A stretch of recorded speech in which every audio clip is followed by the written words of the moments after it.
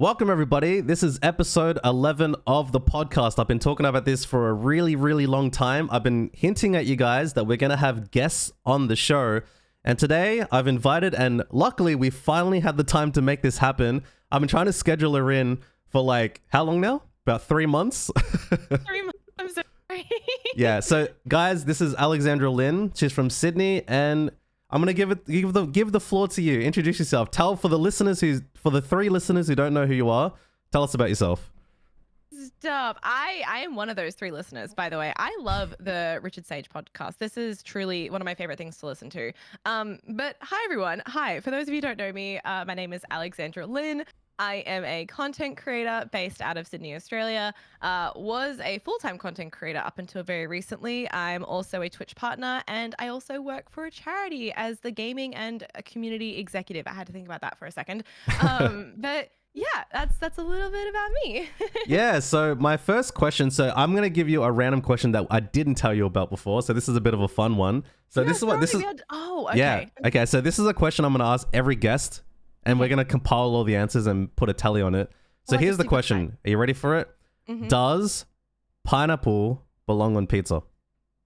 This is a hot topic in my community. I'm in 2 minds about it, right? Can I be like impartial? Like, I feel like no.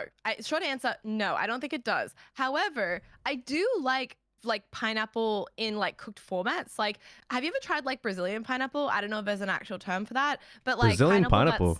it's amazing. We like do it over like an open flame and like they put cinnamon sugar on it. Oh, it's incredible. So I'm not opposed to pineapple being like warm and heated up and cooked. Like that's nice, but for some reason, every single time I've had pineapple on pizza from like your Domino's, your Pizza Hut, like all those just typical pizza chains, it just tastes like garbage. It just tastes like it tastes like hot, soggy something on my pizza, and that is not enjoyable. So I challenge anyone to give me a place to go to that does good pineapple on pizza. I'm gonna have to say, yeah, that's kind of true. Like for me, I'll be honest, I don't know if it belongs on pizza. I don't mind it on pizza. Like I'll get it in my Subway roll. That's about it. You know what I Your mean? Subway roll. Yeah, I know, a bit expensive, paying for extras. Like, and then You they have, get pineapple in your Subway, like with bread and other like condiments and stuff. yeah, dude. Now that I feel like that's more of a hot take than it is to have it on pizza, to be fair. Oh my gosh, what else do you get on your Subway roll? Sometimes I'll get like, well, the main sauce I get is spicy mayo. I always get spicy mayo. Ooh, we love spicy mayo. Yeah, Like I like a don't. Chipotle mayo. I don't always get lettuce though. Sometimes I just feel like Ooh. spinach. Oh, that's nice. I like that. We do love that. We love good spinach. But Thank yeah, you. so that's my hot take. That's my hot take Good. on pizza. Yep. So that's going to be asked to all the guests, and none of them, unless they watch the episodes, they'll probably know that the question is coming. So we'll my see if they pick up on it. All right. Gonna make So I got cut some of it. questions. We got some questions that we've kind of pre-planned before the recording, but we're kind of just going to flow from there. So I wanted to ask, just for the listeners who are listening. So you said you're a Twitch partner. How did you discover Twitch? Where did it all begin? Ooh, oh, that is a really good question. So I had known about Twitch for sorry, excuse me, like quite some time. I think I had been on the platform for, I want to say maybe a year prior to me going like live on Twitch. So I remember the date I first went live. I went live on the 14th of August, 2019. So about a year prior, or maybe at the start of 2019 was when I like started actively using Twitch. I've always been into video games. I've always been into content creating and like filmmaking and all that. So, to be on Twitch and to like know the platform existed, I think to then finally participate in it and actually talk in a chat and, interact with different creators on the platform was such a unique experience that I just like instantly fell in love with it. And I feel like you yourself can really relate to that, because I know you've told the story many times on your stream about like the first time you spoke in someone's chat and then they responded to you and you're like, whoa. It's like, And yeah, this person just talked to me. Yeah, exactly. So I had a really similar experience. And I think you were probably one of the first people that I like actively started chatting to in like Twitch streams before I went live myself. And it was just such a nice feeling to be able to like develop like, well, I mean, I say friends very loosely, but like, develop like a community around your own, like, sorry, not around your own streams, but like around, you when you start to like, be a part of multiple communities. And Yeah, I guess for me, that was something that I was able to sort of, yeah, tap into and dive into before I even started streaming back in 2019. Yeah, I remember I think I wonder who found each other first. Did you find my stream first or did I find yours?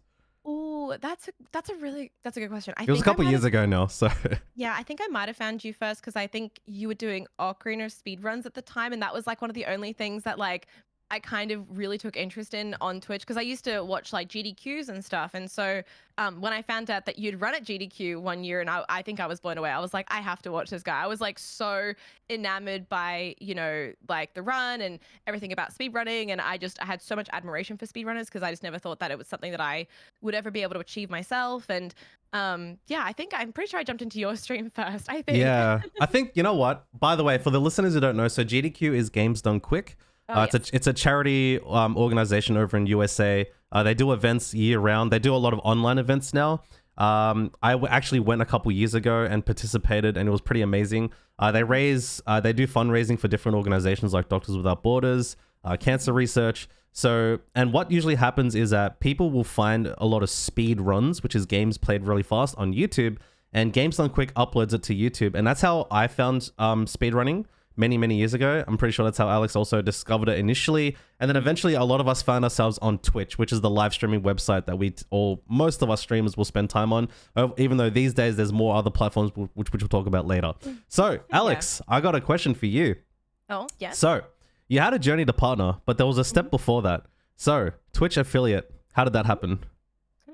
Oh, yes. So, yeah. So when I started streaming back in 2019, I was really quite fortunate that because I'd spent quite a lot of time, I guess, within these different communities on Twitch, I had already developed, like, I guess, a good little group of people who, when I went live, were interested in saying hello and hanging out. So I'm very fortunate that my trip to affiliate only took me 2 weeks, which I think is the minimum time you have to stream before you can actually apply to be an affiliate. So I was really lucky. That was my first step into this world of content creating, which I feel so blessed to be a part of right now. But I actually started in my garage. I didn't, when I first started streaming, there wasn't a spare room in the house that I was in to, set up a computer, set up anything else. So we had a really crappy IKEA desk that would like bow in the middle. It was really Oh, not no. good. It was so bad. And then I had, my partner at the time, I had his computer, like I borrowed it,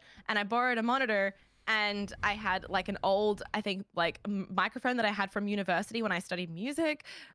Just basically picked up, like, I pretty much jerry rigged something together. Like I just pulled all this stuff together in my garage. I had the worst audio treatment you could possibly think of, because imagine a garage and how like echoey it is and how like the concrete was so bad. And I used to have to mute my Blue Yeti microphone when a truck would go past or a car would go past because it was so loud. Oh. So yeah, very like humble beginnings, not starting off with anything flashy, just the bare bones. I mean, I say that some people start off with far less. Like I was very fortunate to have, a PC that I could borrow, and I think I ended up saving up a little bit of money to buy like a C9 22 Logitech webcam, and I, stayed up for the Blue Yeti. So eventually, yeah, very, very humble beginnings. Yeah, and you know what I think? Like, I think humble beginnings are completely underrated because this is my perspective on it, and I won't tangent too long on this. No, I think please.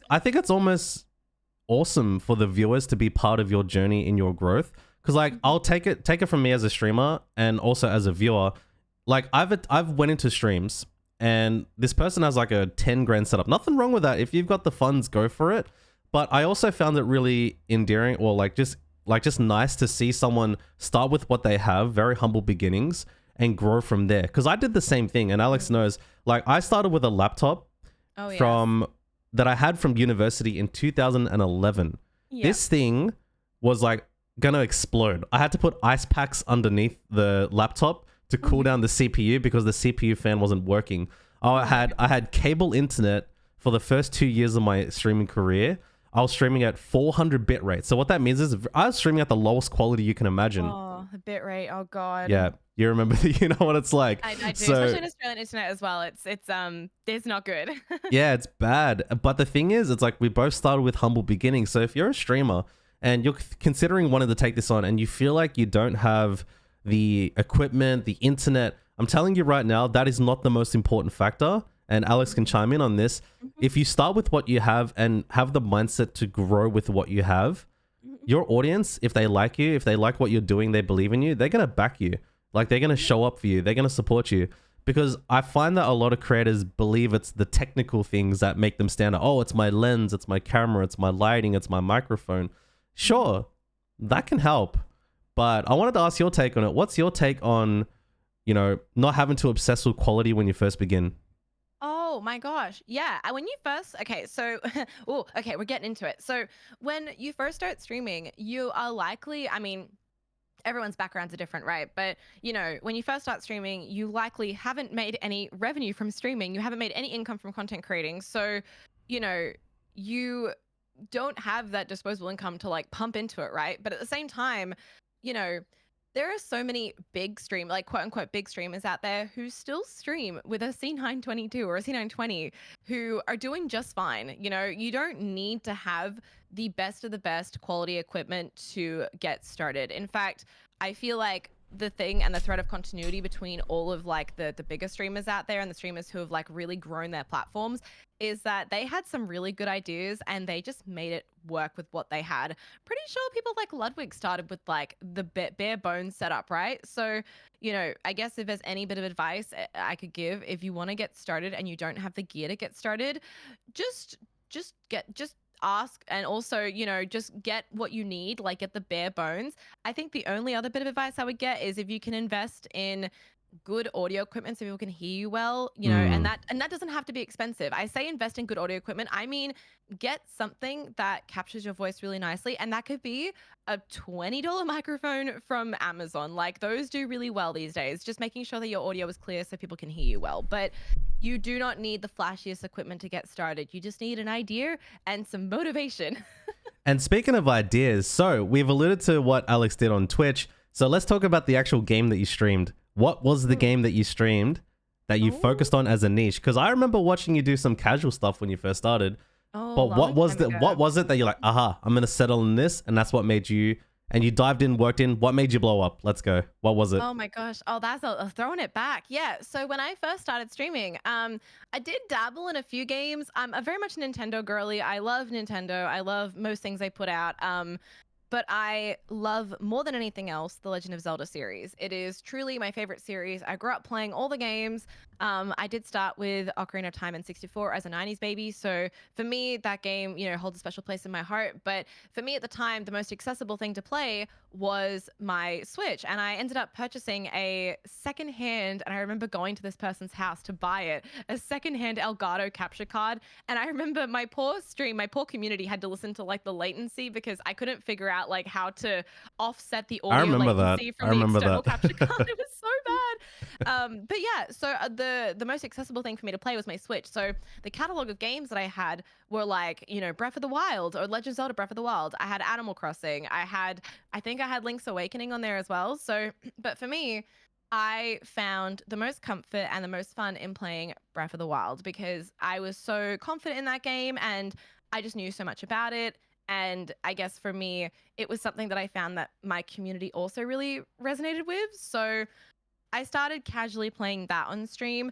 And then I think the tipping point to where I started learning the speed run of Breath of the Wild was when, and I remember this very, very like fondly, was I got a raid from Small Ant, I think, in like I don't know, I can't remember how long I'd been streaming for at that point, but I remember specifically saying to my community, I've never had this many people in my chat before, and I just didn't know what to do with myself. I was so beside myself. I think there was like 300 people there, which is just wild to say because Small Ant, I think, pulls like 5K viewers now. So, Yeah. back then he rated me with like 200 to 300 people, and I was beside myself. And we were talking about speedrunning because Small Ant, I think, is, he was known for, his speed runs and, in various games. And I was talking about it. And then I think my community kind of backed me a little bit and said, well, why don't you try it? And so eventually, when I graduated out of my garage and I moved into a room, we started the second season of what I like to call the bubble team, which is my Yes, community. yes. And the second season was me learning how to speedrun. And so I started just really diving into speedrunning and that particular game. And with that also came a community of people behind me. And there are so many communities of speedrunning, on Twitch and, within speedrun.com, which is the website that hosts, all of the speedrunning leaderboards. There are so many communities of games, but one thing that really stood out to me was how the Legend of Zelda community is so unbelievably supportive. Like, I Super got supportive. so supportive, and I got into it, and I had like, as soon as my titles, on Twitch were like learning to speedrun any percent Breath of the Wild, I had people jumping in being like, oh, do you need a hand? Do you want me to jump on Discord with you? I'll show you how to do this. And I was just so taken back. And so from then on, it just became a journey of how to learn how to speedrun and, getting to know the people within the community. And that built some really wonderful friendships for me as well. Like, I have some friends in that community who, I'm really incredibly thankful for. By the way, I'm so glad I have you as my first guest because you've been streaming for years. You know how to keep a conversational flow going. And I can just so no, much. it's good. So It's good. sorry. That means I can just ask you questions and like I can talk less for once. Just word vomiting. Yeah, but that's the thing. It's like so if you guys don't know, so Smallland is like one of the biggest Twitch streamers in the world, one of the biggest YouTubers in the world. I also watched him quite a lot as well. But the thing I wanted to emphasize as well, so if you guys don't know what a raid is, so we also have listeners who aren't from Twitch. So this is also just to clarify what a raid is. So a raid is when a streamer finishes their stream, they have the option to send their viewers to another streamer, usually in the form of like paying it forward. You don't have to do it as a streamer, but it's just nice to do it. And one thing I'll say for myself is that raids were huge in my growth as a streamer as well. Because the next thing we'll most likely touch on is discoverability. Being discovered as a live streamer is the hardest thing on the face of the earth as a content creator. Because you can have the greatest content in the world, but if no one knows you exist, you can stream 20 hours a day and nobody will find you. So Alex was rated by a number of streamers, including myself. We got rated by bigger streamers who gave us the opportunity to grow our audience, have exposure to a new audience so they can get to know us. Alex had raids from, I believe, like Smallland, Point Crow, whole load of people, including me as well. I got rated by massive streamers as well. And like usually you get like a 2,000 viewer raid, and you're not gonna like the next time you go live have 2,000 new viewers, right? No. Probably like 4 to 10 of those people will stick around. Luckily, if you're lucky, yeah. And I found that the majority of my longest supporters, like I'm talking 6+ years, the majority of them came from raids. So I want to give a big shout out to all the bigger streamers who helped us grow along the way. And then we do it too. Like when we finish streams, we send raids to the next person as well. So I was going to ask you this, Alex. So tell me about the moment you became a Twitch partner. When you finally, because I remember the journey for your applications. I know I got a bit lucky with a first try, very, very lucky with that one. I still don't, blown away. I don't know how I got a first try, but I know you worked really hard to get partner. So I'm molding about it still. Here we go. Tell us your experience from when you hit the average requirement of streaming a number of days, number of hours, and 75 average viewership to applying and then finally getting it. Come on, tell us. I'm curious. I need to know. I need to know from the Alex perspective. Let's go. I'll do you one better. I'll take it back a little bit. I'll speaking about raids and whatnot, I think one thing that actually ended up like pushing me to that 75 average was not necessarily like all of those raids, because like I don't know, for people who don't know how Twitch works, raids are great for discoverability, but what they don't do is they don't actually add to your concurrent viewership or your CCV. And so when you get a raid, that number doesn't just instantly boost you up to being able to apply for partner, which like Richard said, you have to have 75 average viewers. So raids are fantastic for you to build and find more people in your community. But for me, one thing that I found that was incredibly helpful was being able to collaborate with other people. So not only were the raids really great to meet people, but I was able to then collaborate and do really fun, silly streams with people like Point Crow and other people within the Zelda community. So for me, that ended up bringing me to that 75 average viewers. And oh boy, sorry, excuse me, let me tell you, I was so excited when we hit that average. I remember we were like just sort of like on the cusp of like 75 for so long. We were like bouncing between like 73, 74, 74.86, like something really, really silly. So sorry, excuse me, I'm just gonna cough really quickly. Yep, go for it. She's still recovering.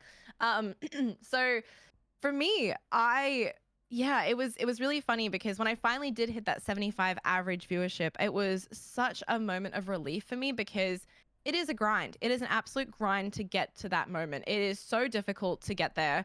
And anyone who's a streamer who is applying, or sorry, who's trying to get to that milestone, I'm gonna go on a limb and just say really quickly, it's a great milestone to hit, but don't put all your eggs in one basket. Don't Mm-hmm. think that as soon as you hit partner, it's going to open up a world for you because I could see you smirking. Mm-hmm. I know you know what I'm going to Yep. say. Mm-hmm. It's a great milestone to hit, and I don't want to discourage anybody from hitting that milestone. And I know you're probably thinking, you have the purple tick. Like, what do you know? It doesn't. It doesn't really change much. Like there are affiliates out there who I know who are doing more and doing better than some partners, and they don't have a tick. So I think for me, the biggest thing that I will say that getting partner does open up to you is it gives you just a little bit more validation as a Yep. creator. Like I feel like brands sometimes might look at that and they might just associate you with being a little bit more of a I guess consistent creator or like a more established creator, but that doesn't mean that it's your ticket into working with, bigger brands and more people and the collaborations of your dreams. Doesn't really work like that. However, my personal journey, Richard said that he only applied once to get partner, and I don't think I know anyone who's ever had that happen. My applications, I don't remember the actual months. I remember I think it was like late 2021, I believe, that I had gotten the path to partner like tick of approval, so you could apply. So you have to hit all these milestones and then you can apply. I applied 6 times, It and was in 6. Oh my six goodness. times, For it some was on reason, I this. thought it was 4. Like, oh, it was 6. No, it on the sixth application was when I got it. Um, Ah, so in that process, you have to like write this massive like essay dissertation, if you will, yep. about applying and like what you'll do for Twitch and like the whole process behind that and what you bring to the platform, which is fine. Like I understand they want to know that you're going to be an asset, but for me it was really difficult because I'd like held an average above 75, which is a key thing they look for. Like they want to see you hold that average for like a long time without any raise, without any support like that. They just want to see you and your community hold that and not partner pushing it. Because I know a lot of people will do a partner push, and that's something that I regret doing. Like I regret telling my community like, oh, we're gonna partner push, like, remove the URL refer raid, Yeah. like get rid of that so it's Trying to you're an kind of organic game the viewer. system, trying to like game your way in. Yeah. Exactly. Yeah. And I regret doing that because it just doesn't look good. Because at the end of the day, if you're a good creator and you're doing everything right, you shouldn't need to do that. Right. And I remember you Mm. telling me this, and I was like, yeah, but I just want it. Oh, did your audio die? It's okay.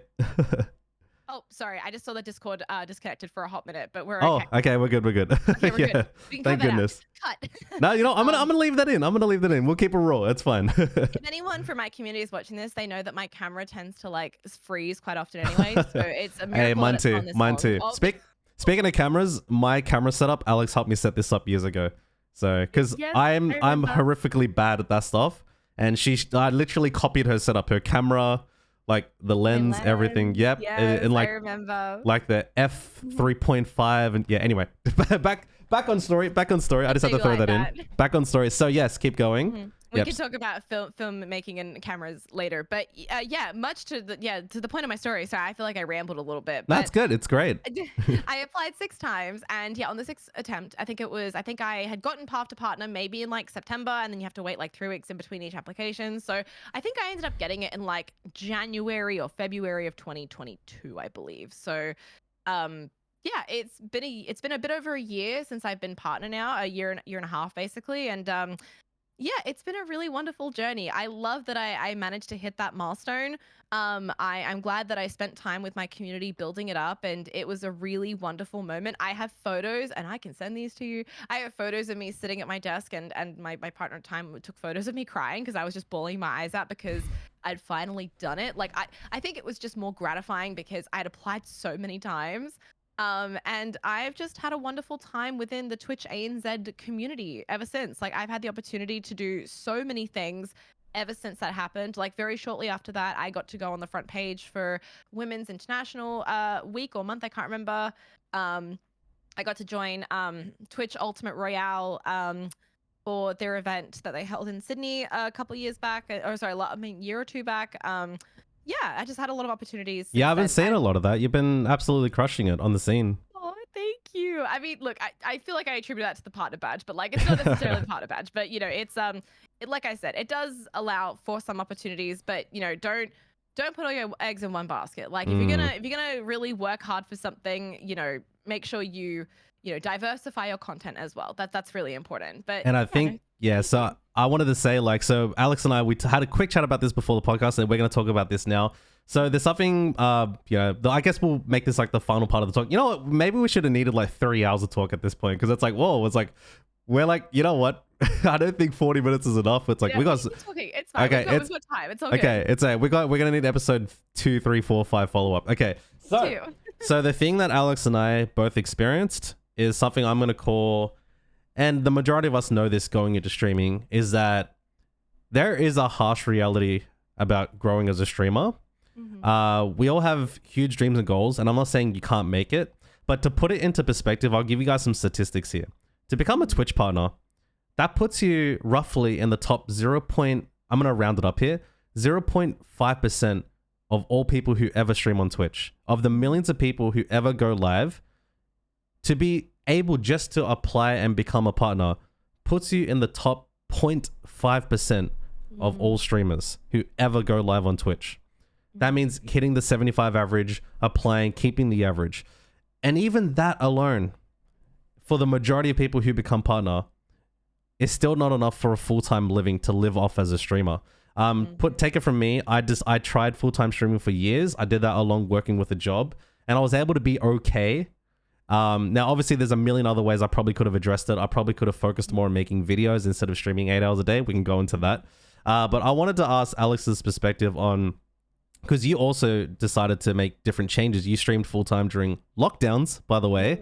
You went through a period of streaming full-time during the lockdown. So if we all know, the majority of us Australians went through the lockdown period very harshly compared to a lot of the world. Melbourne and Sydney in particular, we got locked down for months and months and months. So both Alex and I were pretty much like, unable to go to work in offices. We had a lot of businesses closed down. So we had a lot of time to stream. And that's where I saw the most of my success, because there was a lot of people watching and the demand was high. But then after the lockdowns, a lot of us saw a huge decline. So my question for you is, what can you say about the harsh reality of streaming? Like, yes, you might become a partner, you've done all the work, and you're even getting paid. Like, you're making a monthly paycheck from Twitch. But what's missing? What are people not seeing? Oh, I like that question. I like that a lot. So I think when it comes to streaming, and I'll come back to the COVID situation. I think for me personally, when I started streaming back in 2019, I was quite, I guess, fortunate when I went into COVID and the lockdowns. I think our first lockdown started in about March of 2020, I believe, or April of 2020.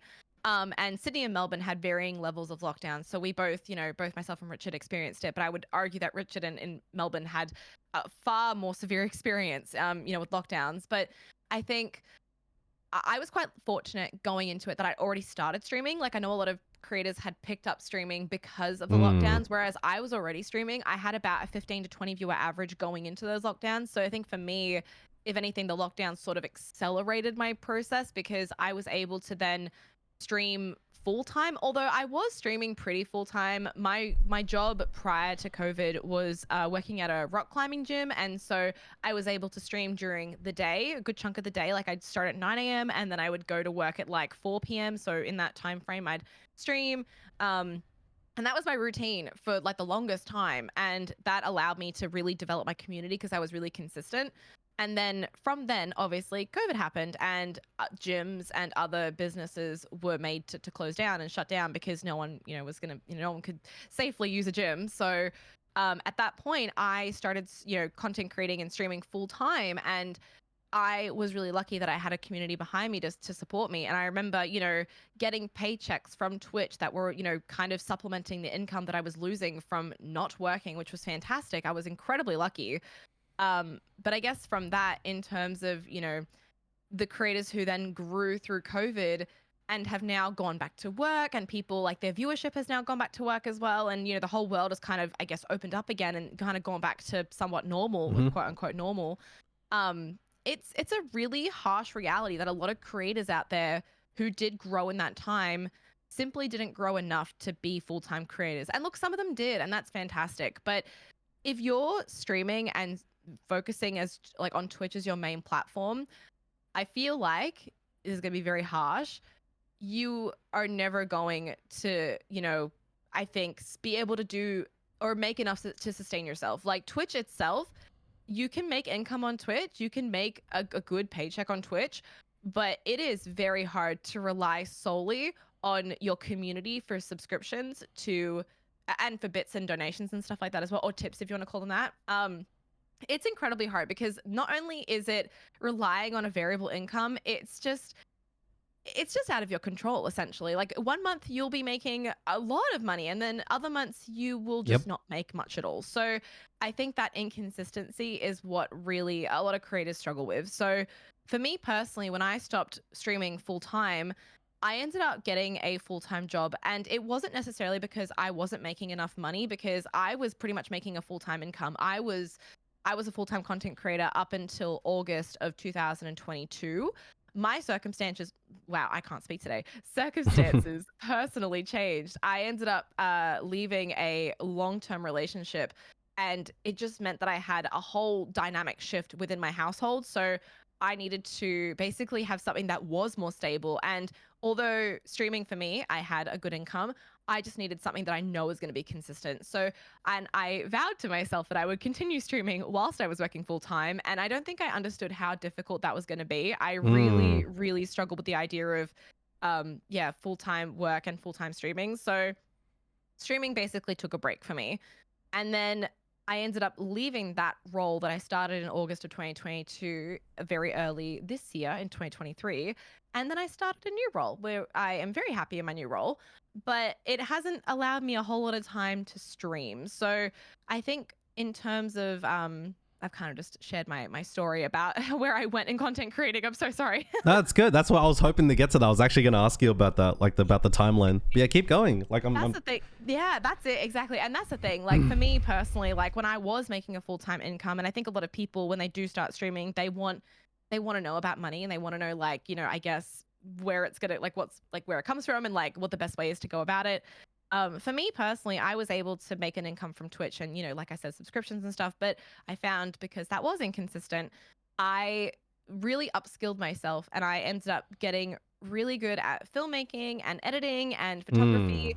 And so I found myself working with more brands and sponsorships because I had done that. And I was able to not only do a lot of sponsored content, but I was also able to create what's called UGC, or user generated content, which a lot of brands will, look to creators to make for them. So then they can take that content and post it on their own socials separate of the creator. So I started doing a lot of that, and that, really helped me, I guess, get through not only COVID and content creating, but it also allowed me to be a full-time creator at the time. So, and that's something that I still do to this day, and I'm looking to help, bridge that gap eventually. I love my job and I love what I do. I think it's so fulfilling. But do I miss full-time content creating? Absolutely. Yeah. I would love to get back into it. Especially, putting all those years into it. Like I wanted to also, like, I wanted to emphasize, it's like, like Alex was talking about, like, and I also experienced this too. It's like, if you solely rely on streaming as your source of growth, as your source of income, there's only so many hours you can trade. There's only so much mental capacity you have to do it. Because, like Alex was saying, like, I've experienced it where, like, 1 month I'm making like more than I ever have in any other job in my life. And then the following month I'm making pennies. It's like, and for the same amount of effort, same amount of blood, sweat, and tears. And you're just like, how can I rely on this? So I guess where I wanted to practically focus the conversation here is, okay, so if streaming is just the beginning, what should creators actually be doing with the content they stream? Because that the most like basic meta of streaming is to just go live. I'm going to go live. I'm going to stream 10 hours and I'm going to blow up. That's not going to cut it. That is not going to cut it for even the biggest streamers. Cannot rely on that anymore. We're talking about streamers who have 2,000, 1,000 average viewers. That's not going to cut it moving forward. So I have a take on this, and we've seen people like Small Ant do it, and like Point Crow and like other creators, Ludwig, for example. So if somebody streams for 5 hours, what should they be doing once they're done streaming? Cut up the VOD. Yep. Explain what that means. Cut up the VOD. What does that mean? Go. So, and this is one thing that I guess I can speak to quite well because it's what I did, right? So I think if this is, I guess, advice for any like smaller creators out there, or even big creators as well, like if you are streaming on Twitch as your main platform and that's what you want to do, you need to be planning your streams out and you need to be planning your content out because it is not enough to just stream on Twitch. If you want to be a full-time creator, it is just simply not enough to stream only on Twitch because streaming on Twitch is, like you said, Richard, it takes up so much time and so much energy. It's a very, very exhaustive task, right? So if you're going to do that, you need to make it worthwhile. So what I would do and what I did do was every single stream that I did, it was planned out with an idea in mind. It was, for me, it was challenge content. Like I would, not only did I speed run, but I would do collaborative streams, I would do challenge content, and then I would film that. Oh, sorry. I would film that with like I would record it in OBS and I would do it with that challenge in mind and I would narrate it, I would organize it, and then I would clip it and ship it off to my editor. And that's one thing as well. Like when you do come into, I guess, a little bit of income from streaming, you should always try and reinvest it back into streaming so you can continue to keep growing. And for me, I did that with an editor. So I would take my content with the idea that I had in my mind. I would send that content to my editor. I had a list out of all the things that I wanted. I had a plan for the entire video and they would then help me curate that and put it together and then I threw it up onto YouTube. I turned it into shorts. Like you should be basically any long form content that you make, you should be capitalizing on that content. You should turn it into shorts. You should turn it into clips. You should even turn it into highlights. You should do everything with that content because if you're going to spend like 8 hours streaming daily or 6 hours streaming daily, you shouldn't just stop there. Like it shouldn't just end there. You need to take that content and you need to turn it into something else. Otherwise, you're going to get left behind and you're not going to be able to keep up with the other creators who are doing that. So, and a really good example of this, I came across him the other day. His name is Handsome Fella, and he is Ah, he's like here one we of the go. funniest. Oh my God. I came across his TikTok and he is so funny. And seemingly he's grown from 0 to 100K on Twitch within like a year, right? And that is purely because he has been taking his Minecraft clips and other like silly games and just compiling his clips and putting them on TikTok. And that's it. But he's gone and done this post stream, right? Like he'll post stream, he'll go and grab these clips and he'll turn them into little compilations and it really showcases his personality, right?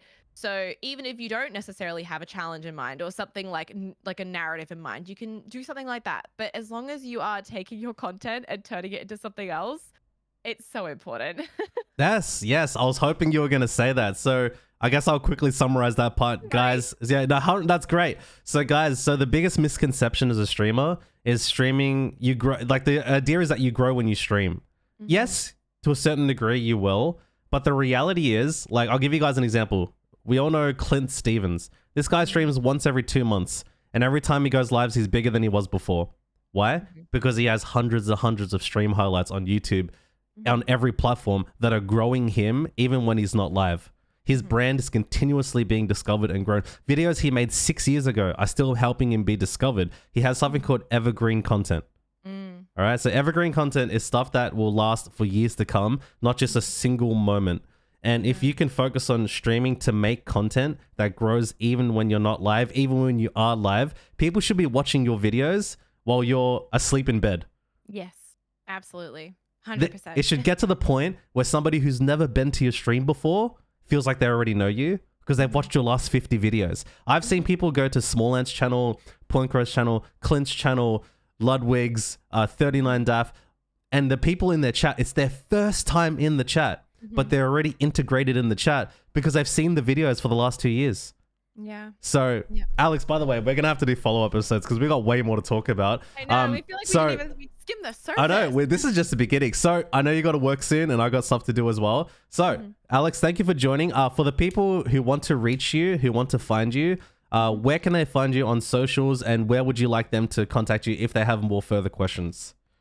No, definitely. So, I guess you can find me on my most active platforms. I would say probably Twitter at the moment. So I am Ali Lynne Twitch on Twitter, or if you just search Alexandra Lynne, I'm sure it'll come up.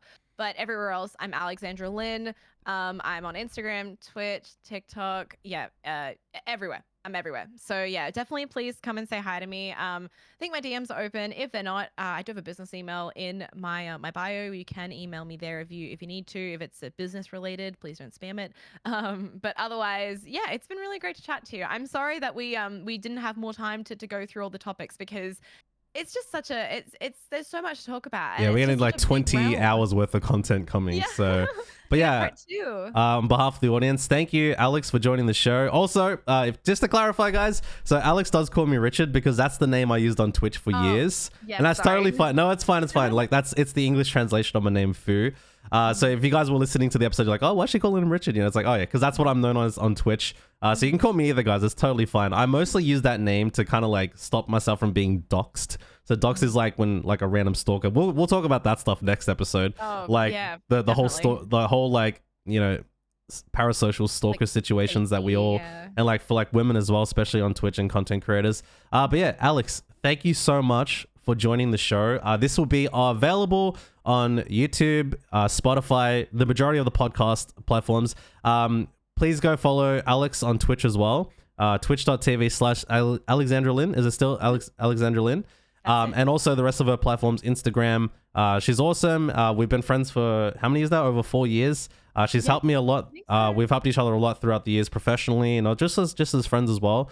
And I believe you're coming down to Melbourne next year, so come hang out. And maybe we'll do like a live in-house recording, like at a like a sushi bar or something as well. Oh my gosh, we can Yeah. go grab dinner and we can go and we can live stream it. That'd be so fun. That would be a Yeah, blast. we I gotta would do love some. that. We gotta do some IRL, real life content. All right, Alex. So we're gonna end the recording here, guys. Thank you. If you like the video, please like, comment, subscribe. Leave a positive rating on Spotify if you're listening, and go check out Alex's content. She's absolutely smashing it. So take care, everyone. We'll see you next time, and thank you, Alex, for joining the show. Thank you for having me. Bye.